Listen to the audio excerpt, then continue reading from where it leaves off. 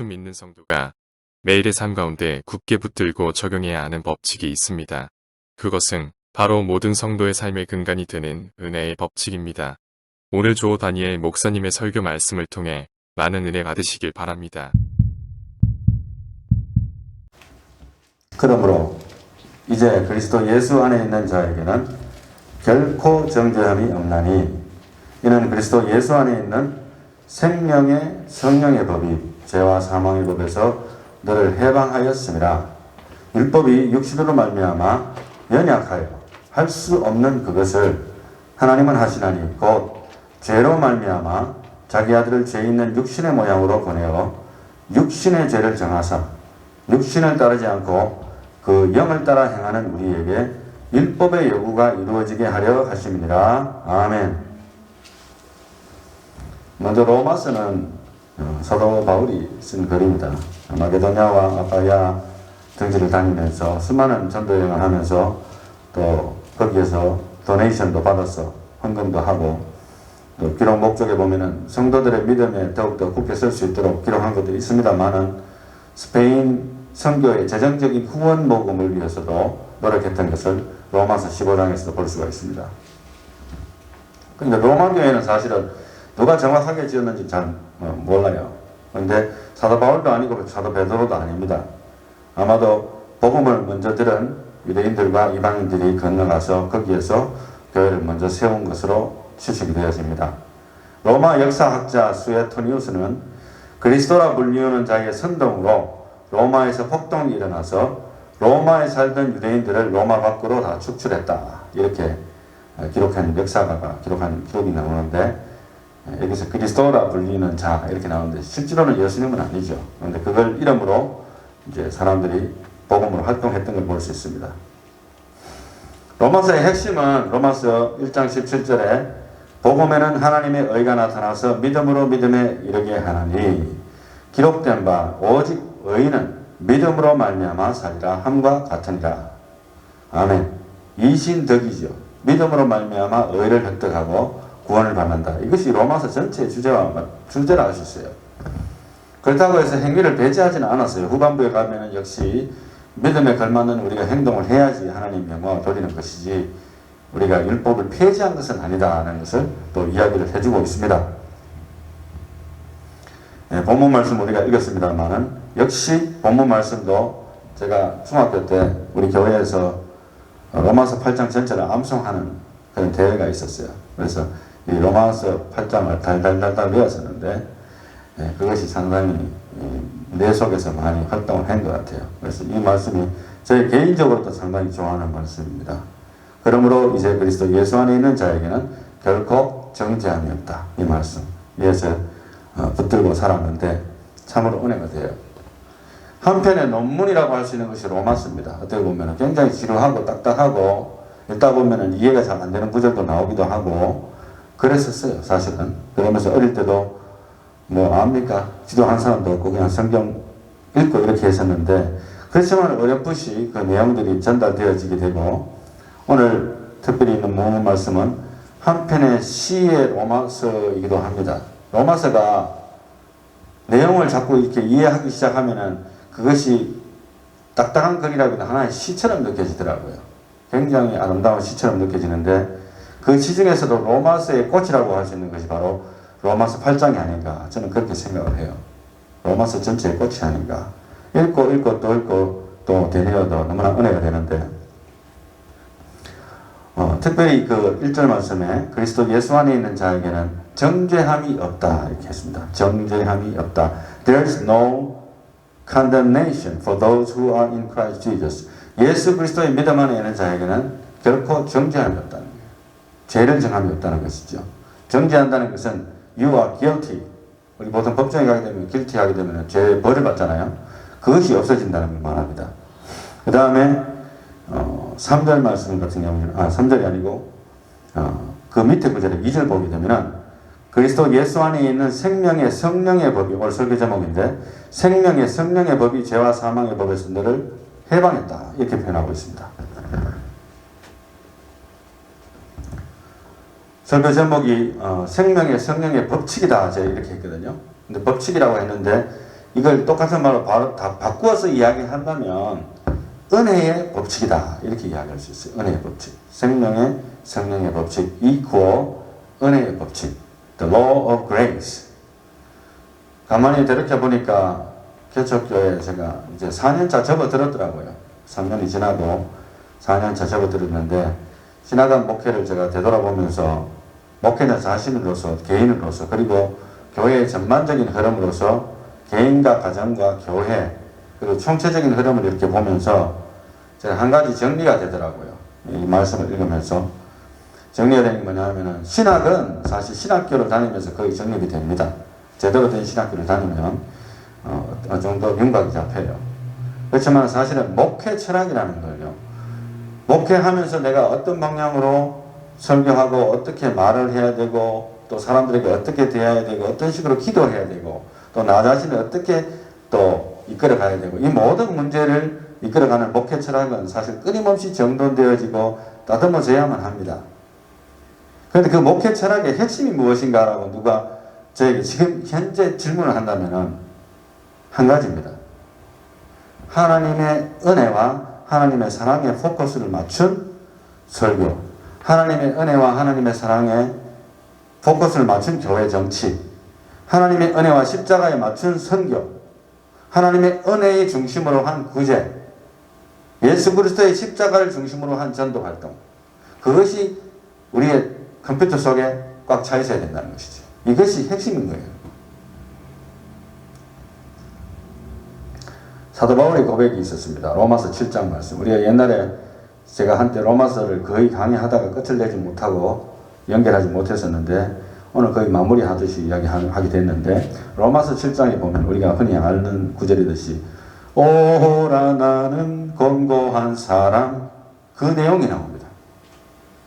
18장에 내 속 곧 내 육신에 선한 것이 거하지 아니하는 줄을 내가 아노니 원함은 내게 있으나 선을 행하는 것은 없노라. 상당히 충격적이지 않습니까? 어떻게 하나님의 말씀을 붙들고 목숨까지 바치는 대사도 입에서 이렇게 말이 나올까? 19절 말씀. 내가 원하는 바 선은 행하지 아니하고 도리어 원하지 아니하는 바 악을 행하는 거다. 사실은 우리 이 말씀 들으면서 사실은 맞겠지. 모든 사람은 죄를 지으니까 이렇게 쉽게 생각할 수 있지만 대사도의 입에서 그렇게 고백적인 말이 나온다는 건 쉬운 게 아니에요. 20절 말씀은 만일 내가 원하지 아니하는 그것을 하면 이것을 행하는 자는 내가 아니요 내 속에 거하는 죄니라. 완전 궤변입니다. 어떻게 나쁘게 말하면 완전 궤변이에요. 그렇지만은 완전히 따지고 보면은 그렇다는 것이죠. 그만큼 철저하게 구분을 해서 자기 속에서 일어나고 있는 것을 표현을 해주고 있습니다. 7장 21절 넘어가 보면은 그러므로 내가 한 법을 깨달았노니 곧 선을 행하기 원하는 나에게 무엇이 함께 있는 것이로다? 악이 함께 있는 것이로다. 내 속사람으로는 하나님의 법을 즐거워하되 여기서 이제 속사람이 나오는데 진짜 그리스도 안에서 거듭난 마음의 속에 같은 깊은 곳에서는 선을 행하는 하려고 하는 그 의지는 있어요. 그런데 23절에 내 지체 속에서 한 다른 법이 내 마음의 법과 싸워 내 지체 속에 있는 죄의 법으로 나를 사로잡는 것을 보는 거다.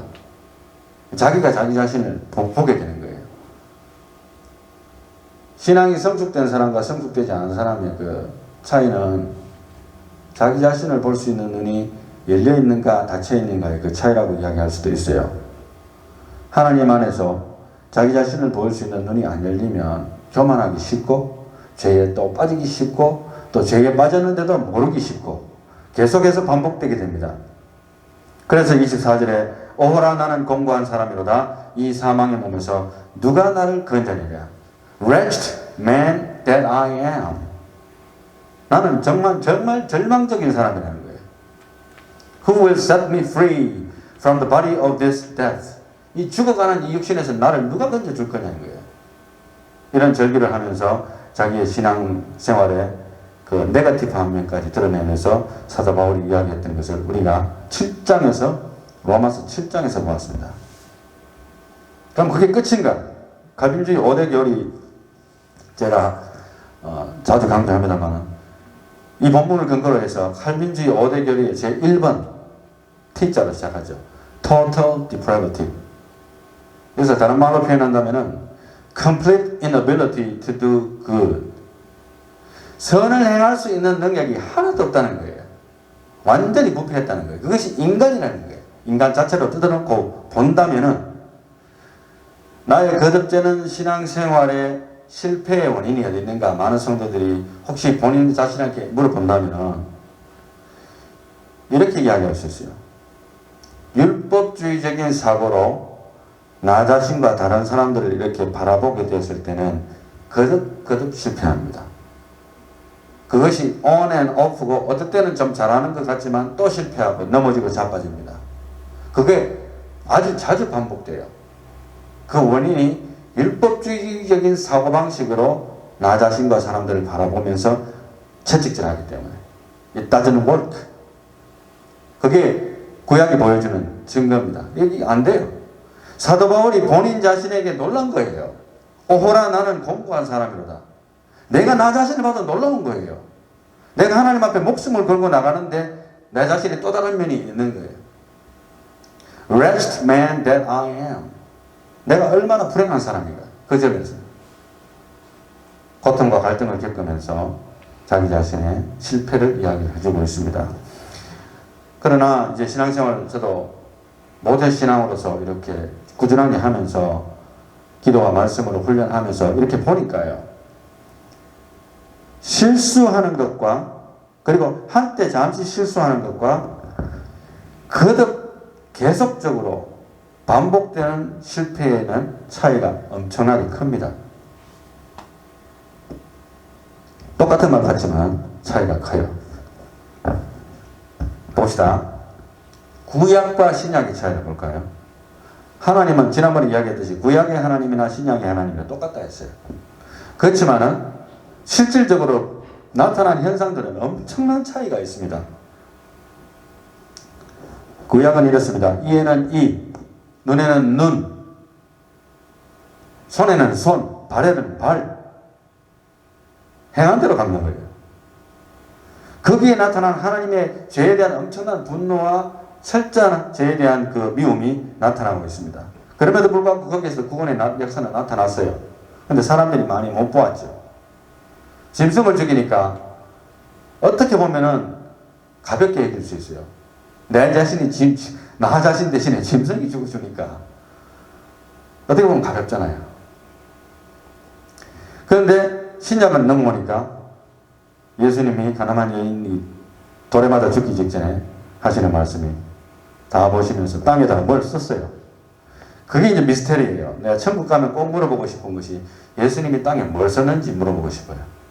그런데 뭘 쓰시는데 아마도 그걸 쓰니까 거기에 있는 모든 사람들이 알만한 그 단 하나의 단어만 보면은 자기 제가 생각만 한 어떤 대표적인 단어가 아닐까. 난 그렇게 생각해요. 그걸 쓴 거예요.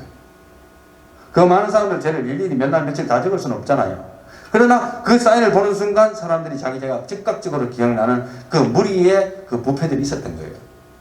남한테 돌로는 쳤지만은 실질적으로는 자기가 범죄하고 있었던 것이 다 속에 찔림을 받은 거예요.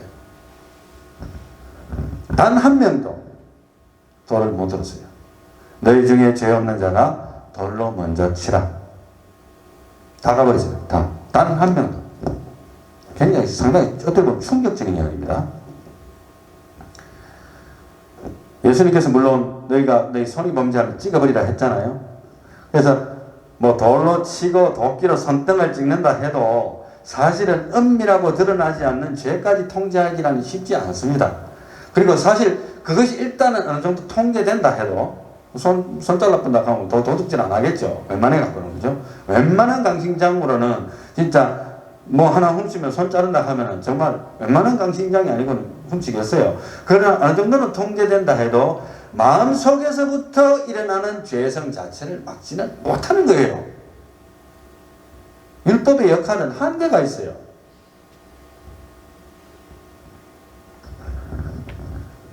여러분 이런 말 하잖아요. 힘들고 어려운 상황 속에 구덩이에 빠지면 사람이 뭐 합니까? 나 여기서 제발 좀 꺼내주세요. 지옥 같은 곳에서 제발 꺼내주세요. 죄에서 자유하게 함을 받은 그리스도인이 여전히 죄의 굴레와 그리고 유혹과 습관과 고집, 두려움, 압독, 분냄, 시기, 온갖 죄악에서 자유하게 되지 못하는 삶을 살아가면서도 우리는 계속 기도합니다. 나 여기서 좀 꺼내주세요, 주님. 날 도와주세요. 계속 기도합니다. 그러다가 또 포기하죠. 안 되니까. 하나님께 기도해도 소용없거든. 제가 이런 말 한다고 믿음 없다는 소리 하지 마세요. 이게 반복되는 것이 대부분의 크리스찬들의 일상입니다. 그리고 이제 우리가 안 될 때는 또 어떻게 합니까? 이제 전형적인 방법으로 설교 10시간 막 듣는 거예요. 성경 말씀 20시간 듣는 거예요. 막 시간 날 때.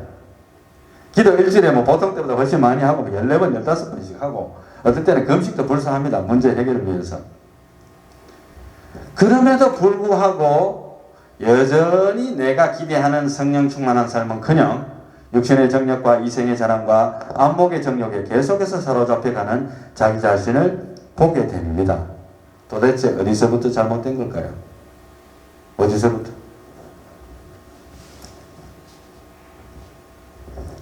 저는 한 가지 발견하게 됐어요. 로마서를 읽으면서도 그렇고 최근에 다른 구약 성경을 읽으면서 우리가 구약을 갖다가 신약을 갖다가 막 이렇게 하면 막 헷갈립니다. 어떨 때는 하나님이 막 사람들을 막 죽이고 그런데 신약을 오니까 또 하나님이 죽이지 말라 그러고 완전히 헷갈리는데 그 근본적인 것을 보면서 말씀을 적용하는데 순서가 있어요. 이게 굉장히 중요한 것 같아요. 우리가 설교자들의 잘못도 물론 있습니다만은 은혜가 먼저고, 잘 들으세요. 넘버원이 은혜가 먼저입니다. 그 다음이 나의 선행은 은혜에 대한 보답일 뿐이에요. 우리는 나의 선행과 나의 행동들의 포커스를 맞춰가지고 내가 왜 이러지? 이거 나부터 보는 거예요. 그러니까 힘이 없이 그대로 주저앉아 버립니다. 내가 뭐 할 수 있나요? 당연히 못하지. 우리 심리 속에서 이미 전쟁 속에서 진 거예요. 사탄이 싹 가져가 버려요. Snatched by Satan. 왜냐하면 마음속에서 일어나는 그 정리되지 않은 신학이 목회자의 입에서도 나오고 설교자의 입에서도 나오고 수많은 유튜브에서도 쏟아져 나오지만 결과적으로는 그 찰나에 사탄이 싹 낚아가 버립니다. 결국엔 내가 하려고 했던 거 이루어지지 않습니다. 저는 그래요. 여러분들 어떻게 살아가시는지 모르겠습니다만 저는 하나님의 말씀을 붙들지만은 내가 율법을 주장하면서 내가 이렇게 살아야지라고 했을 때는 내가 자가 들어갔는데 내 마음속에서 겉으로는 이야기 안 하겠죠. 그렇지만 설교자도 내 마음속에 내가 이렇게 해야지라고 생각했을 때는 자주 넘어져요. 희한하죠. 별거 아닌 것 같은데 거기에서 사탄이 탁 우리 마음을 앗아갑니다. 성령의 능력이 상실돼요. 그래서 어느 성도에 제가 고백을 들어본 적이 있는데 이 사람이 상당히 잘 나갔대요.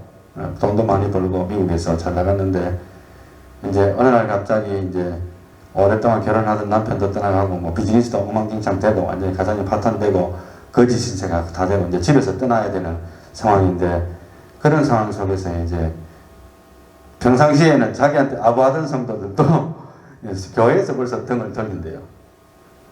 그래서 하는 말이 성도들이 하는 말이 그럴수록 교회 열심히 나아가고 교회 일 열심히 해야 돼. 그러면 하나님이 축복해 주신다. 그 어디서 나온 말입니까? 그거 어느 나라에서 어느 성경에서 나온 말이에요. 성경에 그런 말은 없어요. 아마도 목회자의 설교에서 나왔겠죠. 교회 일 열심히 하면 하나님이 다 축복하신다. No! 그렇지 않습니다. 근본적인 것이 해결이 안 됐는데 그런 말 하는 것은 옳지 않아요. 야고보서 사도가 굉장히 예리하게 그 점에 있어서 지적을 한 게 있어요.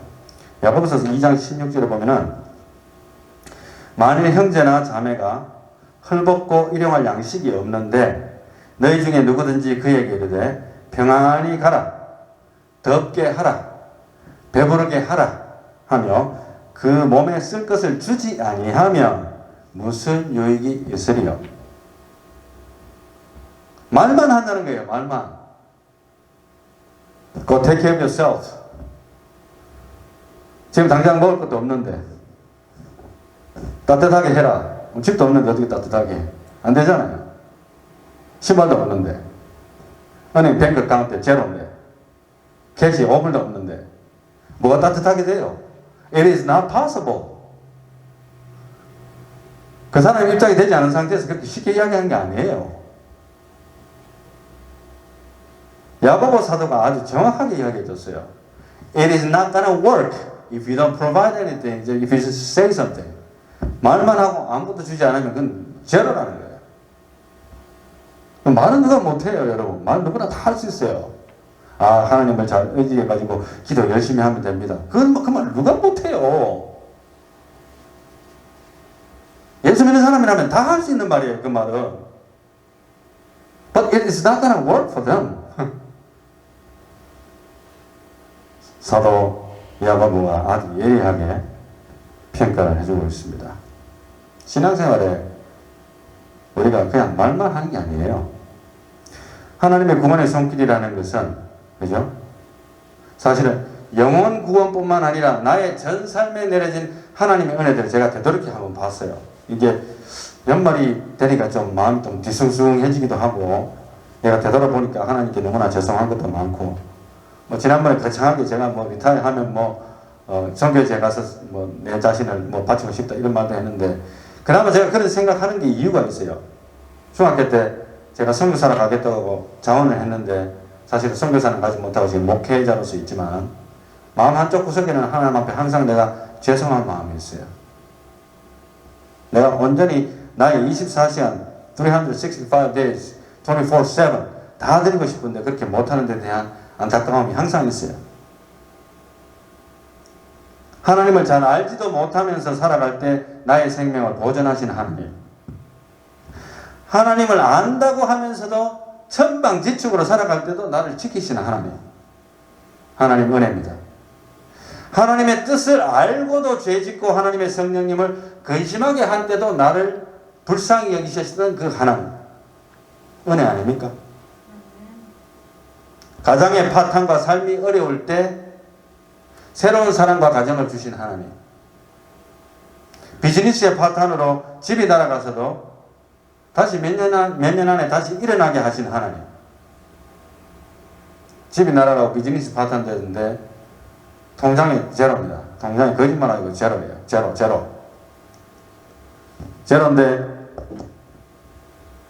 처음이자 마지막으로 거의 지금 한 10여 년 사이에 처음이자 마지막으로 4,000불을 텍스 리턴을 받게 됐어요. 그걸로 비즈니스를 해서 일어났다면 믿으시겠습니까? 그 모든 것이 하나님의 은혜더라고요. 내가 잘나서 된 게 아니고 하나님이 He provided.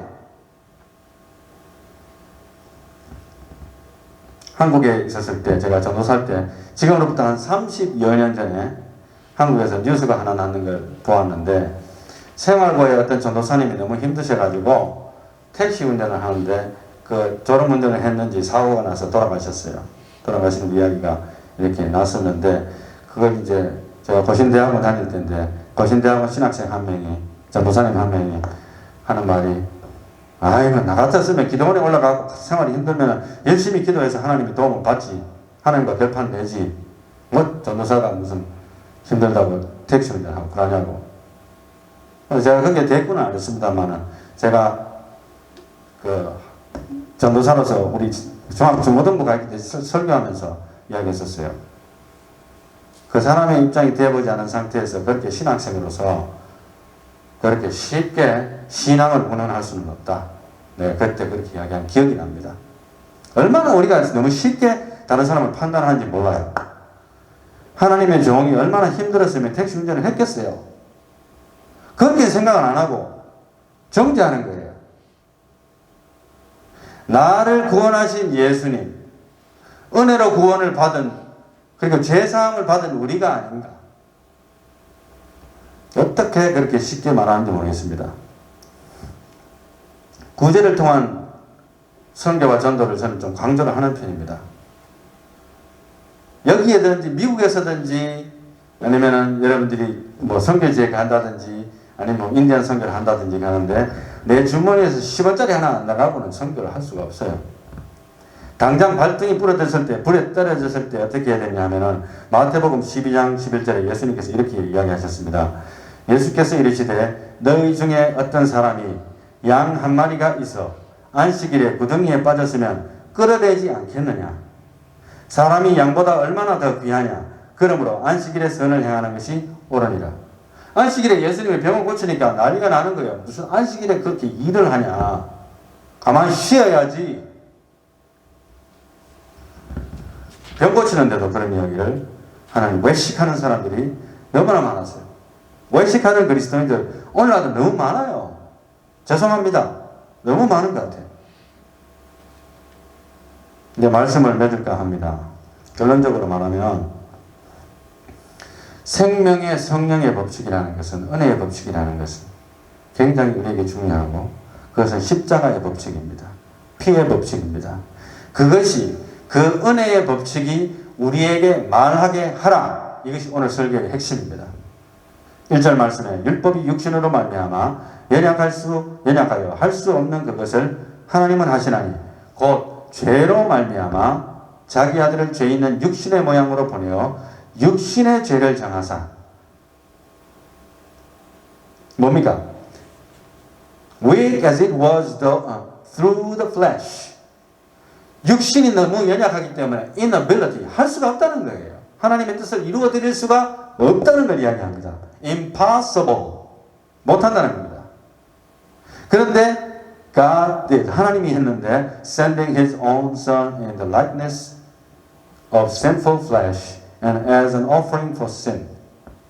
하나님이 그 아들을 죄값으로 죽이셨다는 것입니다.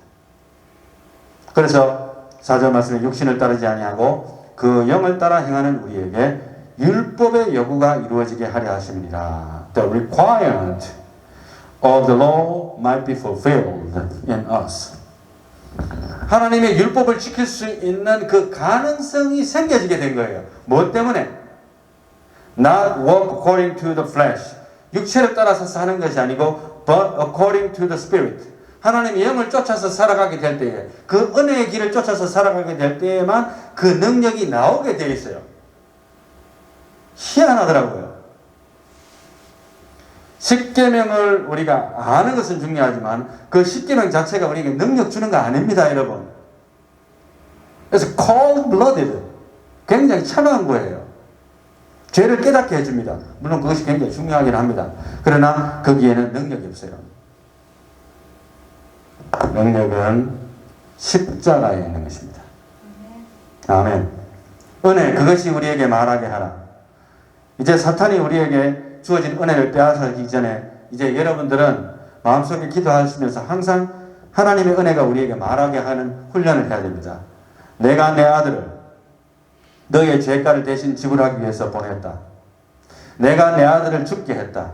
누구 때문에? 너 때문에. 내가 내 아들을 십자가에 못 박았다. 무엇 때문에? 널 살리려고. 내가 내 아들을 하늘 보좌에서 끄집어 내렸다. 무엇 때문에? 다 너 죄 때문이야. 내가 내 아들을, 죄 없는 내 아들을 뻘거벗겨서 십자가에 달았다. 누구를 구하기 위해서? 바로 너를 구원하기 위해서. 이래도 우리는 죄를 밥 먹듯이 지으면서 형제를 돌아보지도 않으면서도 말하기를, 난 잘하고 있어. 뭐 남들 비교하면 이 정도면 그래도 잘하는 거 아닐까 하면서 스스로 세뇌나 하면서 그렇게 살 것입니까? 가만히 보니까 그렇게 되는 것 같아요. 자꾸 시간이 가면서. 은혜, 예수 그리스도의 십자가와 피, 그것이 저와 여러분에게 끊임없이 말하게 허락하세요. 여러분들 마음속에서. 왜 내가 자꾸 하려고 그래요, 내가? 죄와 고집과 교만이 올라오려는 그 육신의 소욕이 감히 하나님의 은혜의 십자가의 피와 그 은혜의 성령의 능력이 우리 안에 머물러 있을 때에는 감히 녹아지지 않을 수가 없을 것입니다. 하나님의 은혜로 승리하는 저와 여러분들이 다 되시길 바랍니다. 기도합니다.